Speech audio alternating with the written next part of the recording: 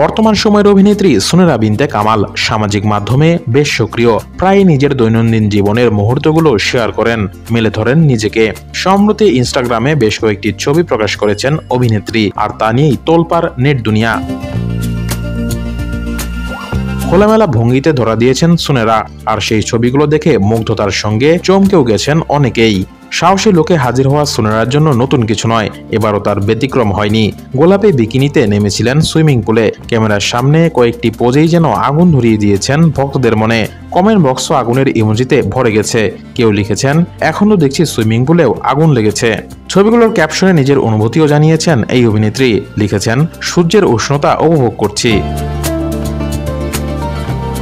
চলতি বছর সিনেমা নিয়ে খানিক ব্যস্ত সময় কেটেছে সুনেরার। ঈদে মুক্তি পাওয়া দাগি উৎসব সিনেমা থেকে আলোচনায়। যদিও খুব অল্প সময় তাকে পর্দায় দেখা গেছে, অভিনয়ের বাইরে নিয়মিত মডেলিংয়েও সক্রিয় থাকছেন এই অভিনেত্রী। দিনে দিনে বাড়ছেও তার স্টারডম।